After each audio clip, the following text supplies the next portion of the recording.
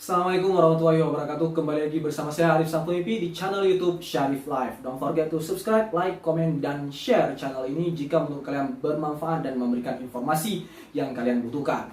Guys, pada hari ini kita akan berbicara dengan tema virus dan fulus.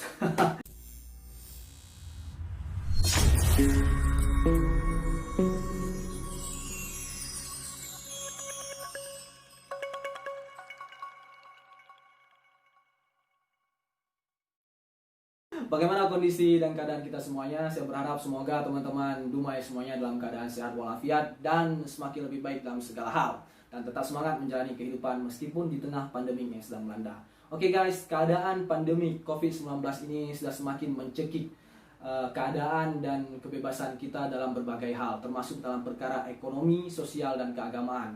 Tidak lama ini kita bagi umat muslim seluruh Indonesia tentu menyambut hari yang sangat penting dalam kehidupan kita setelah bulan suci Ramadan, yaitu Idul Fitri. Yang kemarin kita telah melewatinya dengan beberapa himbauan-himbauan dari pihak pemerintah bahwa untuk melaksanakan sholat Idul Fitri itu hendaknya dilakukan di rumah karena bisa jadi penyebaran virus yang besar-besaran akan terjadi di masjid. Tapi saya bahagia dan bangga, I proud to be an Aceh. Saya bangga menjadi orang Aceh karena orang Aceh entah secara sadar, sengaja ataupun tidak, mereka mengabaikan protokol tersebut dan hampir keseluruhan dan di setiap daerah orang-orang sholat Idul Fitri itu di masjid dan tetap merayakan Idul Fitri itu dengan meriah dan luar biasa. Dan ini adalah salah satu kehebatan dan keluar biasaannya orang Aceh ya. Dan tapi bukan itu yang ingin saya bahas. Yang ingin saya bahas hari ini adalah kemarin tanggal 28 ya, 28 Mei 2020, yaitu hari Kamis, saya membaca di Serambi Kutaraja periksa swab di RSUZA Rp 1,5 juta atau Rp1.500.000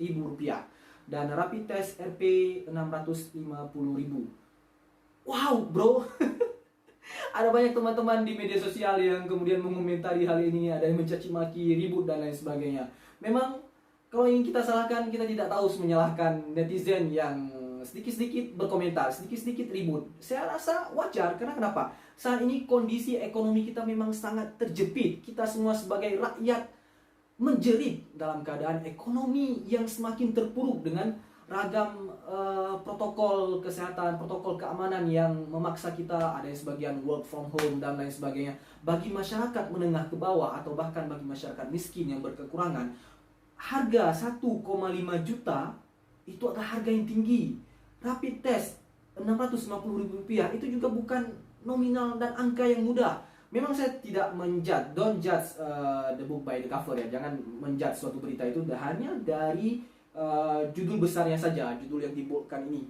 Jangan hanya dari judulnya saja, saya sudah membaca. Nah pertanyaannya, jika seandainya masyarakat miskin yang menengah ke bawah tadi terkena, ataupun subhanallah salah satu anggota keluarganya terkena atau disinyalir memiliki riwayat perjalanan atau mungkin penyakitnya mirip dengan ciri-ciri orang terkena COVID-19 ini bagaimana? Apakah mereka harus menyiapkan Rp650.000 atau untuk keefektivitasan ataupun hasil yang hampir sangat-sangat mungkin, yaitu disebutkan di sini bahwa kalau untuk periksa swab itu memang menggunakan teknologi ataupun alat-alat yang canggih sehingga harganya maka jauh lebih mahal. Nah pertanyaannya, jika memang harganya segitu, pertanyaannya yang paling relevan adalah kemana dana yang telah dikhususkan oleh pemerintah selama ini yang diperuntukkan untuk tupoksi COVID-19 ini.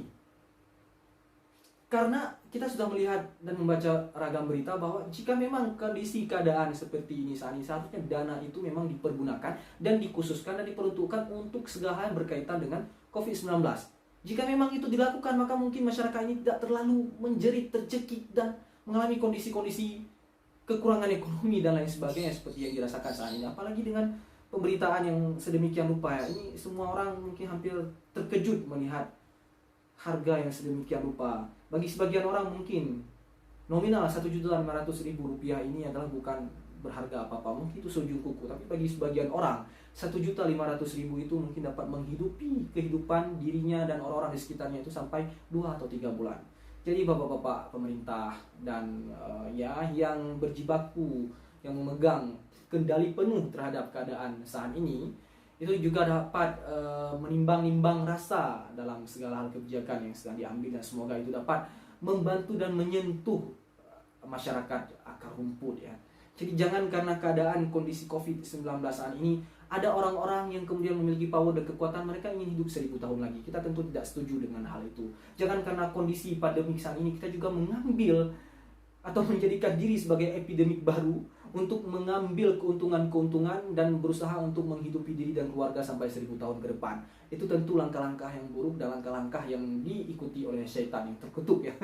Dan semoga kita semua terbebas dari keadaan itu, dan kita berharap ekonomi kita semakin lama semakin berangsur-angsur dari keadaan abnormal menjadi normal kembali. Dan sekarang mungkin sudah ada sebutan baru, new normal. Saya juga tidak terlalu paham dengan hal tersebut ya, tapi mungkin di video berikutnya kita akan mencoba membahas hal itu. Atau bahkan ada satu tema menarik lagi yang sekarang sedang ramai sekali diperbincangkan oleh netizen dan beberapa para ahli di berbagai belahan dunia, bahwa virus corona ini merupakan konspirasi. Wow. Tapi sebelumnya, jangan lupa subscribe, like, komen, dan share video ini. Mana tahu bermanfaat bagi kita semua. Demikian dari saya pada hari ini. Semoga tidak ada yang perlu dites dengan rapid test atau swab test, karena itu akan merogoh kocek Anda semua. Dan itu semakin membuat imun kita semakin menurun, guys. Hanapeng mumang. Hana darah mumang. Antara hanapeng dan hana darah beda tipis. Oke, sekian dari saya. Arif sampai mimpi. Assalamualaikum warahmatullahi wabarakatuh. Jangan lupa tekan subscribe dan hidupkan notifikasi agar kalian selalu mendapatkan informasi selanjutnya dari channel YouTube ini. Terima kasih.